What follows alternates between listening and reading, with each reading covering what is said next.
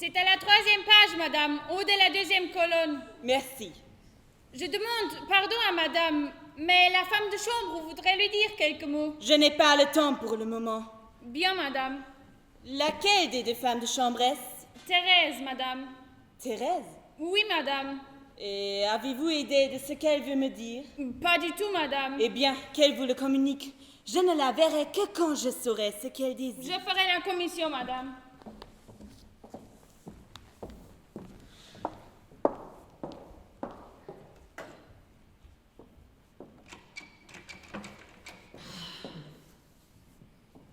Je ne peux pas faire entendre raison à Thérèse.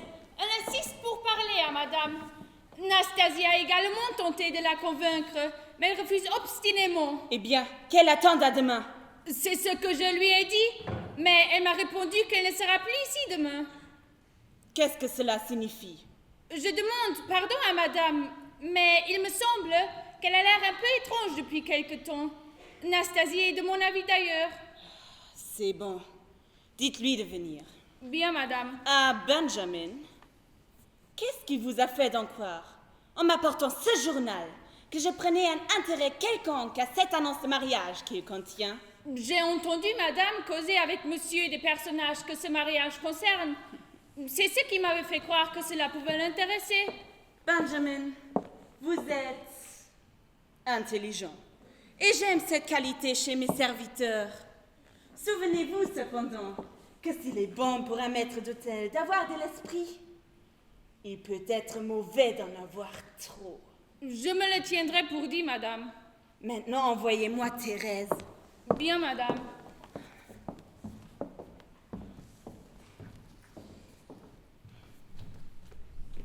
Eh bien, as-tu trouvé notre homme? Non, il n'était pas chez lui. Il va falloir appeler un serrurier. Non, non, à aucun prix. Ce serait une imprudence. Pourtant, il faut croire quelque chose. Je ne connais rien à ce satané engin. Et nous n'avons plus un instant à perdre.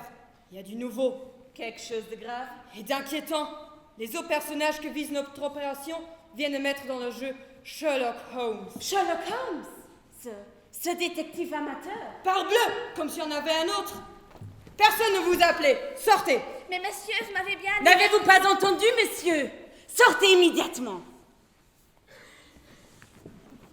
Comment sais-tu cela? Je l'ai appris par des gens qui sont intéressés à savoir exactement tout ce qui concerne Sherlock Holmes. Dès qu'ils s'attellent à une nouvelle affaire, ils sont renseignés. Eh bien, tout Sherlock Holmes qu'il est, que fera-t-il? Oh, je n'en sais rien. Mais il fera sûrement quelque chose. Il n'a beau n'être qu'un détective privé. Autrement, il voit clair et loin que la vraie police. La preuve, c'est que dès qu'il y a sur toute la surface du monde civilisé un problème à résoudre, un écheveau difficile à débrouiller, c'est à lui qu'on s'adresse. Et quand une fois il a pris une affaire en main, il n'est pas loin à agir. Alors, il n'y a pas à tergiverser. Et puisque tu n'as pu dénicher Brip, il faut sur le champ trouver quelqu'un qui s'acquitte la besogne à sa place. Brip peut encore venir. J'ai laissé un mois à son bar habituel et j'ai lancé sur sa piste quelques camarades. Quelle déveine! Dire que voici 18 mois que nous trimballons avec nous ces deux femmes, que nous les amadouons, que nous les dorlotons, et que juste au moment où nous croyons les avoir emmenés au point que nous désirions, cette matine de fille nous joue un tour pareil. Si je montais la voir et causais un instant avec elle, peut-être arriverais-je à la convaincre. Vas-y si tu veux, mais tu n'obtiendras rien par la violence. Eh bien, j'essaierai de la douceur, quoique ce ne soit guère dans mes cordes. Ah, c'est vous, Thérèse. Attendez une seconde, je vais vous parler. Surtout, Jim, garde ton sang-froid. Sois tranquille. Benjamin, le maître d'hôtel m'a dit que madame avait à me parler. C'est plutôt vous, paraît-il, qui désiriez me voir. Est-ce vrai ce qu'on me dit? Vous voulez quitter la maison? Oui, madame. Et pour quel motif, s'il vous plaît? Je désire retourner à Paris. Je ne m'accommode décidément pas de l'Angleterre. J'ai comme qui dirait le mal du pays. Et d'ailleurs, Nastasie saura très bien s'occuper toute seule de la maison. Pourtant, voilà 2 ans que vous êtes à mon service. Et vous ne vous plaignez pas? C'est possible, madame, mais aujourd'hui n'est pas hier. Et s'il faut tout dire, qu'il se passe ici depuis quelque temps des choses qui ne me plaisent pas. Vraiment? À quelle chose faites-vous allusion, s'il vous plaît? Que madame ne me force pas à dire tout ce que je pense. La façon qu'a monsieur de traiter la jeune dame qui est là-haut. Je l'entends pleurnicher à longueur de journée. Et puis la vieille dame aussi. Elle n'est plus la même depuis qu'elle vit là-haut. On dirait que toutes les deux restent ici malgré elle. Tout ça ne me va pas. Je préfère m'en aller. Vous ne savez pas ce que vous dites. La personne dont vous parlez est souffrante. Sa maladie est pour nous un grave sujet de préoccupation. Et nous avons au contraire, pour sa santé, tous les soins et tous les ménagements possibles. Qu'est-ce que vous venez faire ici? On maltraite encore mon enfant! Ne vous ai-je pas défendu de quitter votre chambre? Allez, venez, accompagnez-moi. Madame, Ma bonne amie, votre pauvre cher enfant n'est pas très bien aujourd'hui. Son cerveau est encore malade et elle ne tardera pas à se rétablir. Thérèse, je causerai avec vous demain matin. Accompagnez-moi, je vous en prie. M'entendez-vous? Eh bien, je pense que vous êtes tombé d'accord avec la patronne et que vous n'avez plus envie de nous quitter. comment? J'en ai au contraire plus envie que jamais. Avez-vous entendu crier cette malheureuse? Qu'est-ce qu'ils lui font? Je n'ose même pas me l'imaginer. Vous n'imaginez quand même pas que je reste ici encore un jour de plus dans cette maison d'années? Elle est peut-être plus souffrante. Ce sont eux qui la rendent malade à force de mauvais traitements. Et si elle n'a plus toute sa tête, ce sont encore eux qui la lui ont fait tourner. Non, je ne veux plus assister à cela. Je trouverai une autre place. Et si je n'en trouve pas immédiatement, je préfère avoir qu'un que de gagner ma croûte ici. J'en ai peut-être une pour vous. Une place? Mais où cela? Tenez, voici l'adresse. Mais est-ce une place sérieuse? Une place chez des gens convenables ou vais-je tomber plus bas encore? Voyez-vous, ça je ne le veux à aucun prix. Soyez tranquille, mais surtout, ne laissez voir cette carte à personne. Évitez également d'en parler à Anastasie. Sherlock Holmes. Chut donc, Passio, on pouvait vous entendre. Allez à cette adresse demain matin. Vous ne vous en repentirez pas. Oh mon son, mon Dieu, qui est-ce? Je vais ouvrir.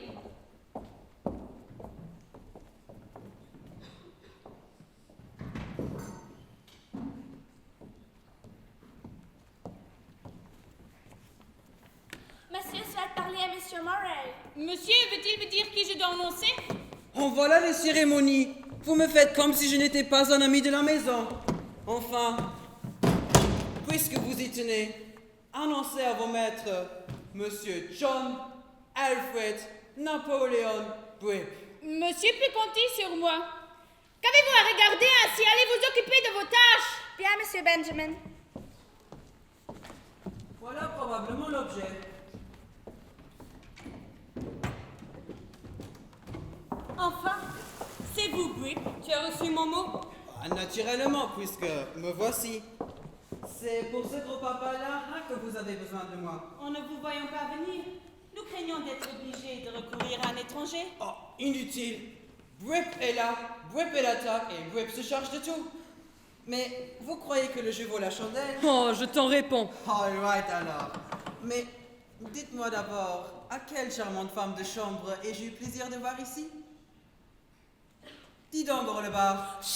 Oh, pas ce nom-là donc. Ici, je m'appelle Murray. Ah, je te demande pardon. C'est une vieille habitude du temps où nous apprenions le métier ensemble. Oh, il y a longtemps. Oh, pour sûr.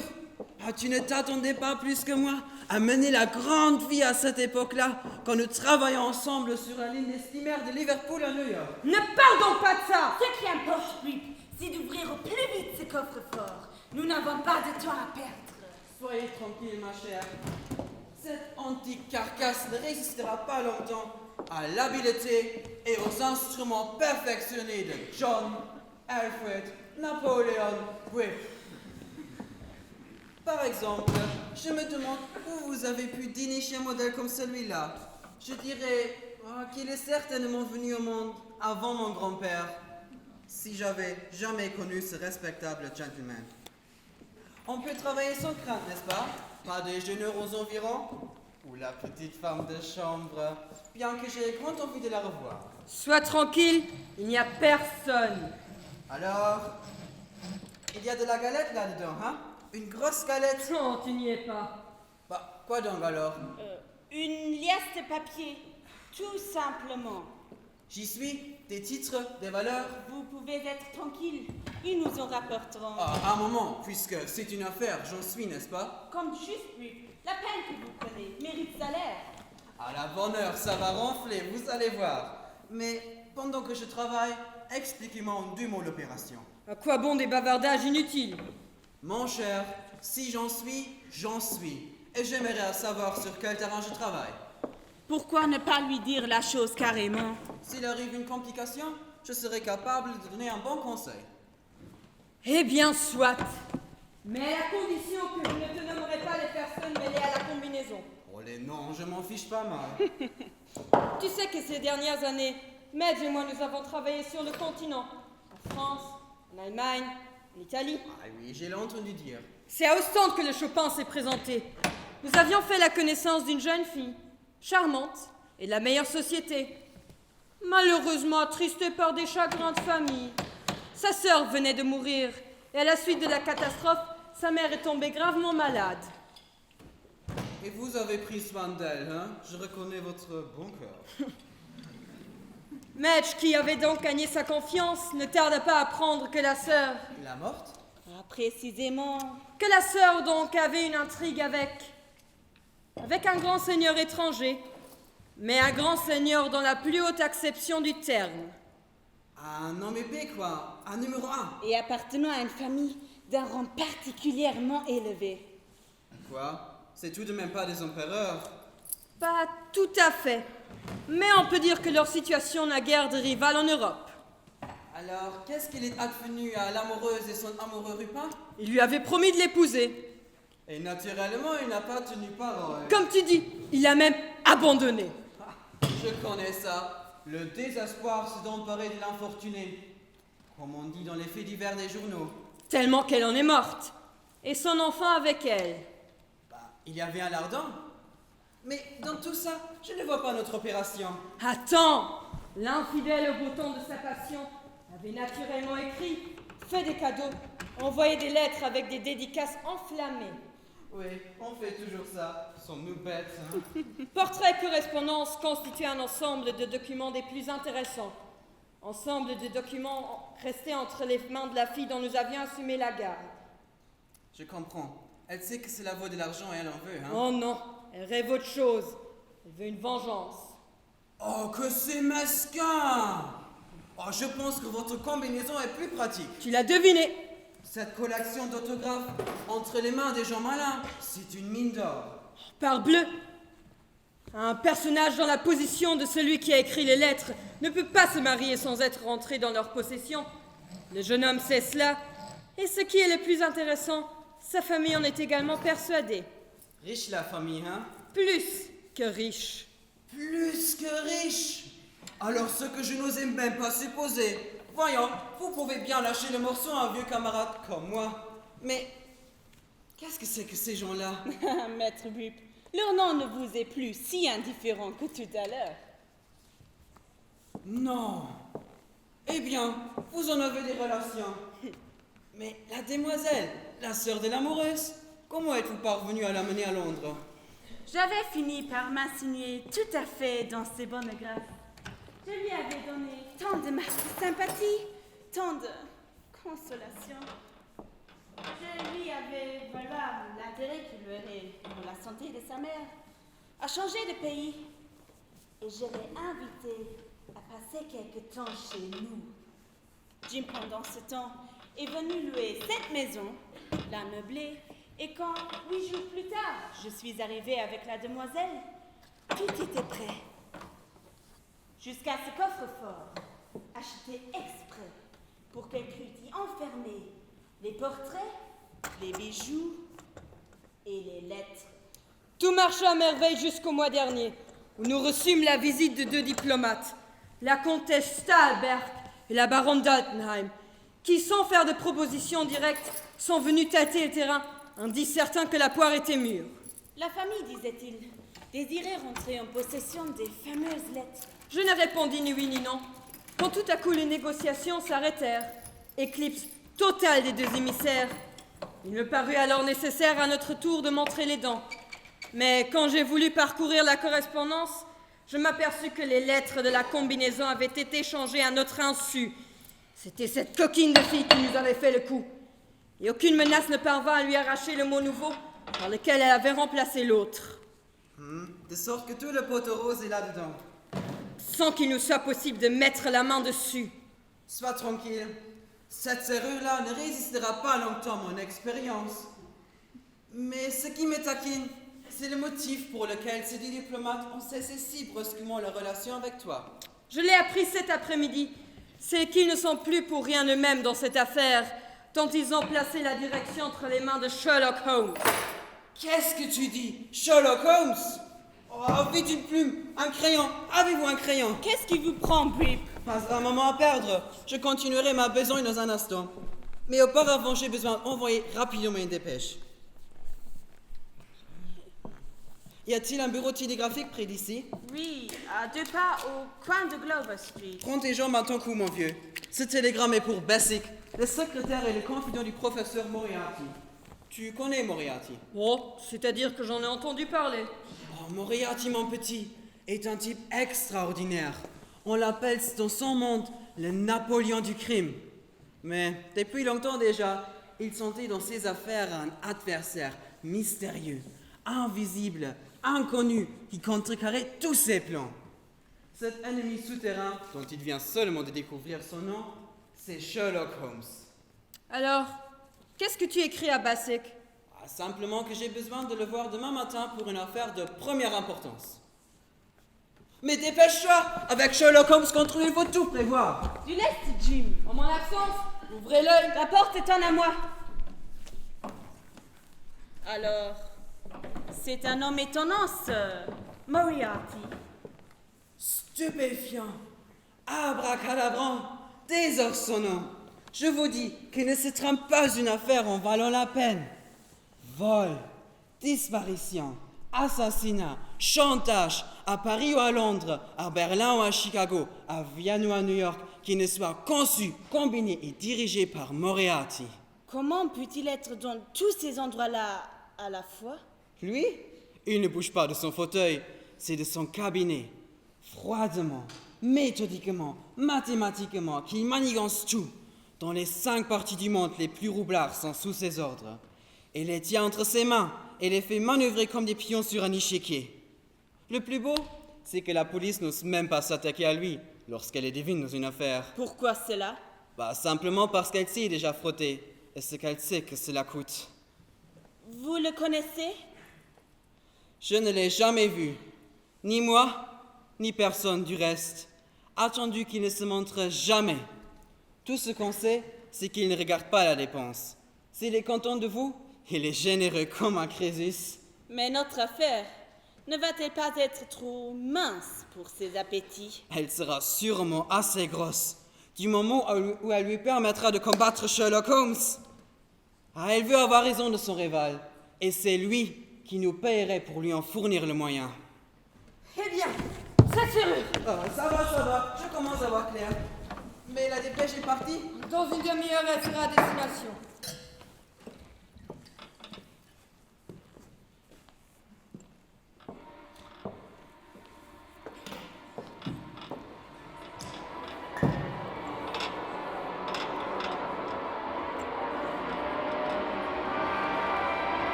Les papiers n'y sont plus. Elle les a retirés. Qui ça? De qui parlez-vous? Parbleu, de cette sacrifie. Il n'y a pas du tout possible. La gueuse les a enlevés. Qui sait? Elles s'en est peut-être déjà servies. Comment? Dame, si la finot a repassé les documents, c'est peut-être pour les rendre elle-même à la fiancée du monsieur. Comment aurait-elle fait? Elle n'a pas mis le pied hors de la maison. Et je la défie de faire sortir de sa chambre un timbre-poste.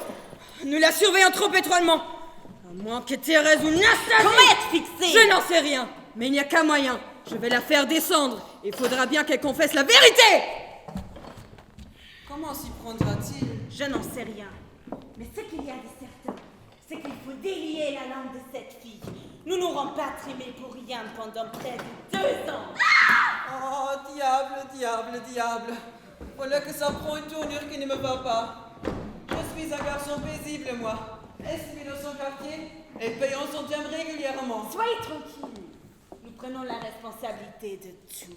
Nous allons voir si oui ou non vous êtes décidé à nous obéir. Dis-lui ce que nous attendons d'elle. Inutile de prendre cette peine. Je suis fixée. Oh non, ma chère. Vous ne l'êtes pas. Cette fois, il ne s'agit pas de clés, de serrures ou de combinaisons. Nous voulons simplement savoir ce que vous avez fait des papiers qui étaient contenus dans ce coffre-fort. N'avez-vous pas entendu? Où avez-vous mis les lettres que vous avez reprises là? Je ne vous le dirai pas. Oh, si vous nous le direz. Et ça ne traînera pas. Du calme, Jim. Ces lettres sont sûrement dans quelques recoins de ce salon de la maison. Et je saurai lui faire avouer où elle les a fourrées. Laisse-moi lui parler. Ma chère enfant, le moment n'est-il pas venu de vous rappeler que vous avez contracté une dette envers nous? Lorsque nous vous avons trouvé sans amis, sans soutien, sans un sou, avec votre mère malade à Ostende, nous avons été bons pour vous. Oui, vous avez votre plan. Nous vous avons emmené, vous et votre chère maman, en Angleterre. Nous vous avons donné l'hospitalité dans notre propre maison. Nous vous y avons nourri, entretenu, soigné. Pour me voler. Oh, ma chère enfant, on ne vole que les riches. Vous ne possédez pas une demi-couronne et ce paquet de lettres ne vaut pas 6 pence. Alors pourquoi en avez-vous tant envie? Pourquoi me séquestrez-vous? Pourquoi me persécutez-vous? Pourquoi me laissez-vous mourir de faim afin que je vous les livre? Tous vos bons traitements pour ma mère et pour moi n'étaient qu'un prétexte, une feinte. Vous vouliez m'inspirer confiance afin de m'arracher plus aisément ce que vous convoitez. Comment pouvez-vous nous supposer une pareille pensée? Pas d'hypocrisie. Je ne vous crois plus. Et maintenant que je sais qui vous êtes, malgré mon dénuement, malgré l'état de ma mère, je veux partir d'ici. Avant de vous en aller, avant même de quitter ce salon, vous nous dites ce que vous avez fait de ces lettres. Vous pouvez me tuer si vous voulez, je ne vous le dirai pas. Il ne s'agit pas de vous tuer. J'ai d'autres moyens d'arriver à mes fins. Aïe, aïe, aïe, aïe, voilà que ça tourne au vilain. Dites où sont les lettres. Dites-le et je l'arrête. Elle ne veut pas parler. Où sont les lettres? Dites-le. Dites-le tout de suite. Prends garde, Jim. Il est trop tard pour prendre garde. Je veux son secret et je le lui arracherai. Oh, méfie-toi. Regarde qui c'est par les carreaux. C'est un homme grand, mince, de 30 à 35 ans, avec un long par-dessus, un chapeau mou et un visage pâle. Il tient une canne à la main. Si c'était Sherlock Holmes. Attendez, la saisie, je vous appellerai. Et n'ouvrez en aucun cas celui qui vient de sonner. Éteignez l'ampoule. Ah, quoi bon? Te figures-tu qu'il n'a pas déjà vu la lumière à travers la fenêtre? Tu as raison, il vaudrait mieux le recevoir. Mais la demoiselle... Madge, va la remonter là-haut. Vite. On ferme la garde la porte.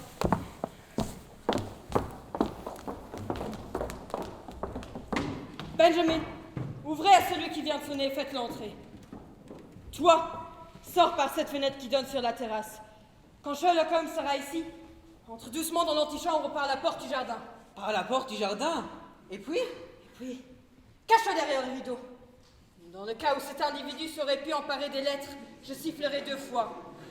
Si tu n'entends rien, laisse-le filer. Et si j'entends? Eh bien, prouve que tu es un homme qui sait se servir des outils qu'on lui confie. Oh, diable, diable, diable. Fiche commission pour un jeune homme tranquille. Enfin.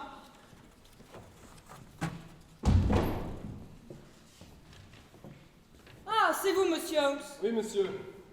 Vous désirez, monsieur Holmes? Je vous remercie, mais j'ai fait passer ma carte par le maître d'hôtel à la personne que je désire voir. Très bien. Miss Branfrey, monsieur Holmes, s'il excusez. Elles ne se sont pas assez bien portantes ce soir pour recevoir une visite. Veuillez porter ceci à Miss Brent et lui dire que j'attends sa réponse. Vous prenez une peine bien inutile, monsieur Holmes. Vraiment? Pourquoi donc? J'ai le regret de vous informer que Miss Brent est tout à fait souffrante et dans l'impossibilité de recevoir qui que ce soit. Ne pensez-vous pas que ce mauvais état de santé pourrait tenir à ce qu'elle reste trop enfermée ici, dans cette maison? Du reste, la question n'est pas là. Allez, mon ami, allez porter la carte. Ce que j'en disais était tout simplement pour vous éviter une peine inutile. Je vous remercie, mais c'est une toute petite peine, vous savez, que d'envoyer une carte de visite. Vous savez que vous m'intéressez beaucoup, monsieur Holmes. Oui. L'Angleterre tout entière connaît aujourd'hui votre nom et ne parle que de votre admirable méthode d'investigation, de votre surprenante clairvoyance, de votre ingéniosité à découvrir le détail le plus futile, le plus insignifiant en apparence. Excusez-moi mon indiscrétion, monsieur Holmes, mais je suis certain que depuis quelques secondes, vous avez déjà fait un nombre incalculable de découvertes sur moi. Oh, pas tant que cela, monsieur Murray. Je me suis simplement demandé la raison que vous avez précipité dehors pour envoyer ce télégramme. Une raison qui vous a altéré au point qu'en rentrant ici, vous avez vidé cet énorme verre d'eau de vie. Je me demande aussi pourquoi l'ami qui était avec vous s'est subitement envolé à mon arrivée. Mais ce que peut renfermer ce meuble pour attirer si nerveusement votre attention. Excellent. Bravo. Vous aurez de quoi m'impressionner si tout cela était vrai. Ah, excusez-moi. C'est la réponse de Miss Brent. Comment? Vraiment? Elle conçoit vous voir. Elle désire même un entretien avec vous. Benjamin, dites à Anastasie de faire descendre Miss Brent au salon et dites-lui que monsieur Holmes l'y attend. Je suis assez curieux de savoir ce que vous auriez pu écrire à Miss Brent pour qu'elle décide si brusquement de venir à vous. Mais tout simplement que si elle n'était pas descendue dans 5 minutes, c'est moi qui monterais jusque chez elle. C'est tout? Mot pour mot. Eh bien, si je ne me trompe, j'entends son pas dans l'escalier. Elle est en avance d'1 minute et demie. Miss Brent, permettez-moi de vous présenter Monsieur Sherlock Holmes. Monsieur Miss Holmes, Brent. je suis tout à fait ravie de vous voir, bien que vous m'ayez en quelque sorte forcé de quitter mon appartement. Je ne le regrette pas, car j'étais très désireuse de faire votre connaissance. Le docteur m'avait défendu de recevoir personne, mais puisque mon cousin a levé la consigne, ma conscience est à l'abri. Je suis heureux que vous ayez consenti à cet entretien. Mais je suis désolé que vous ayez pris la peine de changer si rapidement de toilette. À quoi voyez-vous cela? Quand on s'hâte, on attache généralement le premier bouton de travers et tous les autres suivent. C'est vrai?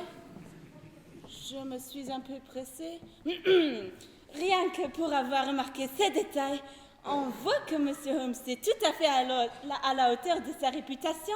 N'est-ce pas, Freddy? Oh, il n'en était pas ainsi tout à l'heure. En vérité? En vérité, il m'a demandé ce que pourrait renfermer ce coffre-fort pour me causer tant d'anxiété. Tant d'anxiété? Son contenu n'est pourtant pas très inquiétant. N'est-ce pas? Voyez plutôt. Ah, cette fois, M. Holmes, avouez-le, votre clairvoyance est en défaut.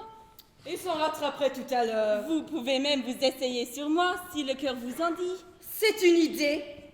Alors, qu'est-ce que vous remarquez de spécial chez Miss Brent? Mon Dieu, tout d'abord, une particularité me saute aux yeux. C'est que Miss Brent est une fervente musicienne. Son doigté est exquis et elle joue avec une expression incomparable. Sans dédaigner la musique légère, elle est cependant faible pour Chopin, Liszt et Schubert. Et elle passe une grande partie de son temps devant son clavier. Aussi, suis-je surpris de constater que Miss Brent n'a pas joué ce piano depuis plus de 3 jours. Voilà, qui est étonnant. Quand je vous disais qu'il se rattraperait. Je suis heureux d'avoir pu prendre si vite ma revanche. Vous me récompensez. Miss Brent me fera-t-elle le plaisir de me jouer un morceau dont je suis particulièrement épris? Très volontiers, si je le connais. Ah, vous le connaissez parfaitement. C'est le 15e prélude de Chopin. En effet, c'est un de mes morceaux favoris. Et je peux vous faire ce petit plaisir. Il sera infini, je vous assure. Je racle moi-même un peu de violoncelle et Chopin est mon musicien préféré. Par exemple, Monsieur Holmes, vous me direz, comment vous avez pu vous rendre compte si exactement de mon doigté de mon jeu? Tout simplement, en regardant vos doigts. Et qui vous vous a renseigné sur mes prédilections musicales? Votre casier à partition. Mais qui vous a dit que je n'avais pas joué depuis 3 jours? Les touches. Les touches? Les touches. Voyez cette légère couche de poussière. Elle date bien de moins avant hier.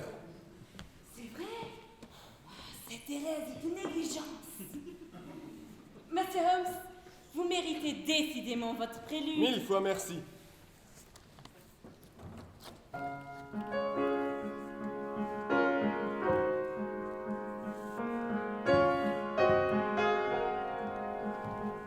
Qu'est-ce que vous faites là?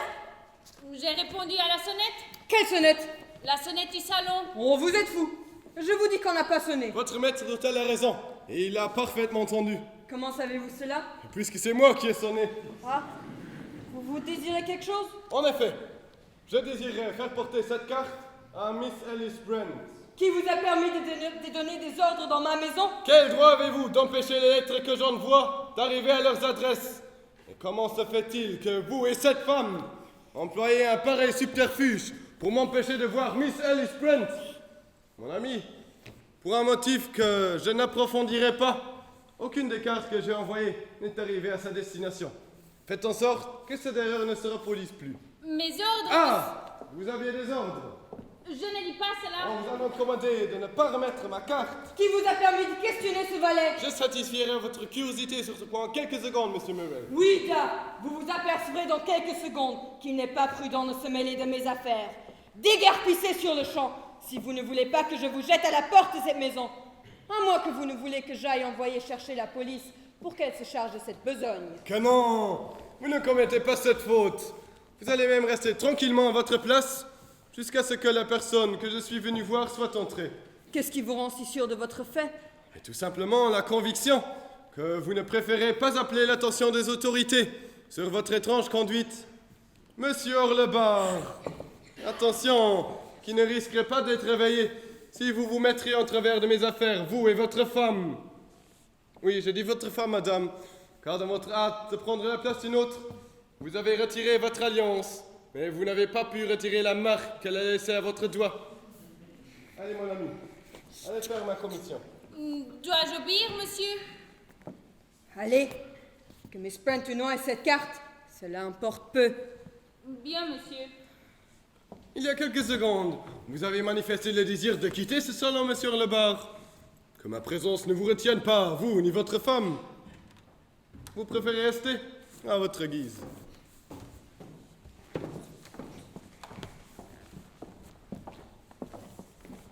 Miss Brent? Monsieur Holmes, vous avez désiré me voir? En effet, j'en avais le profond désir. Mais je regrette de constater que votre santé est loin d'être satisfaisante. C'est vrai, je voulais vous dire que Puis-je vous demander d'où viennent ces marques que vous avez là? ce n'est rien. Vraiment? Rien du tout, je vous assure. Et là, sur le coup, je dirais les marques de la main d'un homme. Parce que ces marques non plus ne signifient rien. Je serais pourtant très désireux, Miss Brent, d'avoir de vous l'explication de ces singulières empreintes. À moins que peut-être Monsieur Orlebar ne puisse me la donner. Moi? Et comment pourrais-je? Mais puisque ce fait étrange a eu lieu dans votre maison, et qu'un observateur, aussi attentif que vous, ne doit rien ignorer de ce qui se passe chez lui. C'est possible, mais je vous ferai remarquer de nouveau qu'il n'est pas prudent de se mêler de mes affaires. Ah, vous avez donc que ceci vous regarde. Je ne suis pas fâché de vous l'avoir fait dire. Miss Brent, asseyez-vous, je vous prie. Je n'ai pas l'honneur de vous connaître, monsieur Holmes. Et j'ignore encore pour quel motif vous êtes ici. Je vais me faire un plaisir de vous l'expliquer. D'ailleurs, la carte que vous avez reçue vous a déjà informé sur mon nom, mon adresse et ma profession. Oui, vous êtes un détective. Un détective exerçant le métier pour son propre compte et en dehors de la police officielle. Oui, et c'est exactement en cette qualité que dernièrement des personnes ont eu recours à mon aide dans le but d'obtenir de vous des lettres et quelques autres objets que l'on suppose en votre possession et qui sont d'une grande importance pour ceux dont je représente les intérêts. Les lettres auxquelles vous faites allusion sont bien entre mes mains, mais elles n'en sortiront pas. D'autres que vous ont déjà essayé de s'en emparer et n'y ont pas réussi. Ce que d'autres ont ou n'ont pas fait ne peut en aucune façon influencer sur ma manière d'agir. Je viens à vous, en toute loyauté et en toute franchise. Miss Brent, Pourquoi ne pardonnez-vous pas? Il y a des crimes au-dessus du pardon. Je voudrais pourtant vous persuader du sincère repentir, du regret profond, du remords qu'éprouve le coupable, et surtout de son ardent désir de réparer sa faute, autant que cela est aujourd'hui en son pouvoir. Son repentir ramènera-t-il à la vie celle qui l'a tué? Malheureusement non. Mais quelle que soit votre façon de frapper le coupable, la victime ne peut plus en recevoir aucune satisfaction. Vous pourrez faire beaucoup de mal aux vivants, soit. Ferez-vous du bien à la morte? Cette revanche ne sera pas sa revanche, Miss Brent, mais la vôtre. Ce n'est pas elle qui se vengera, c'est vous. Je sais. Et vous ne démentirez pas qu'il est question d'un mariage pour l'homme en faveur duquel vous plaidez si chaleureusement. Je ne le nie pas. Un mariage? Ah! Il ne la trahira pas, celle-là, comme il a trahi l'autre. C'est une femme de son rang, n'est-ce pas? Riche, d'une famille princière, aussi puissante que la sienne. Ma pauvre Edith ne lui apportait que son amour et sa beauté. Et pensait que c'est lui qui nous a tués. Miss Brent, ce mariage ne pouvait pas se faire, songez-y. Pourquoi le lui a fait-il croire? Pourquoi a-t-il menti? Lui à qui Sora aurait dû interdire cette filénie. Non, non, pas de pardon. En agissant comme j'agis, j'obéis à celle qui n'est plus. C'est elle qui a exigé de moi le serment de la venger. Miss Brent... Inutile. Je vous salue, Monsieur Holmes. Encore un mot, Miss Brent. Je vous répète que c'est inutile. Ma décision est irrévocable. Il n'est pas possible que vous ne consentiez... Qu'est-ce que c'est là? Monsieur Murray! Qu'est-ce qui se passe? Le pétrole de la table est tombé. Tout est en flammes, cela gagne la maison. Un incendie! Viens vite! Accompagnez-nous, Benjamin. Miss Brent, ne vous effrayez pas. Il n'y a pas le moindre danger. Pour la bonne raison qu'il n'y a pas d'incendie. Pas d'incendie? C'est moi qui ai arrangé tout cela. La fumée, le bruit et le reste. Vous? Qu'est-ce que cela signifie? Mais tout simplement, Miss Brent, que je voulais ce paquet de lettres. Et que je l'ai.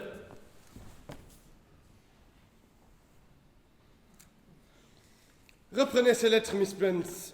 Comme vous venez de vous en rendre compte, ce stratagème n'a été imaginé par moi que pour vous forcer à trahir la cachette où vous abritiez ces documents. Mais je ne pourrais pas les emporter. Ce serait un vol. À moins que vous me les rendiez de votre plein gré. Je vois que tel n'est pas le cas. Je vais donc vous restituer ce qui vous appartient.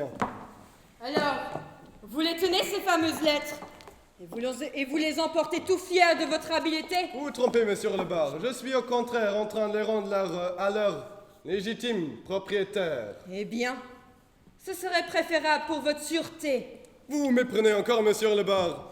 Si je quitte votre maison, sans les lettres que j'y étais venu chercher, ce n'est pas par crainte de ce que vous pourrez penser, dire ou faire. C'est seulement parce que ma conscience me le conseille. Miss Brent, reprenez ces lettres.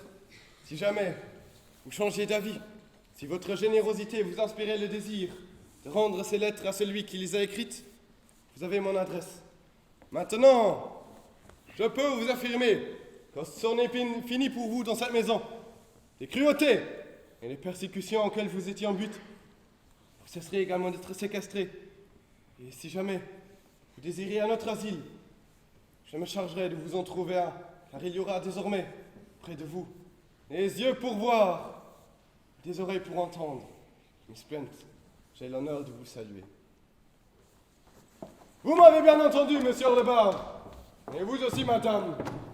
Vous me répondez de cette jeune fille. Et à la minute où elle aura besoin de moi, je serai là.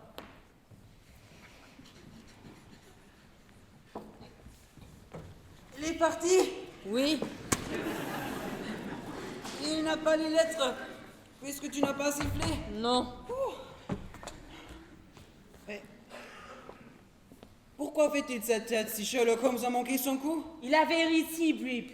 Il tenait les lettres. Mais il les a rendues à cette fille. Pas possible. Alors c'est elle qui les a. Mais dépêchons-nous de les lui reprendre avant qu'elle ait eu le temps de les cacher encore. Impossible.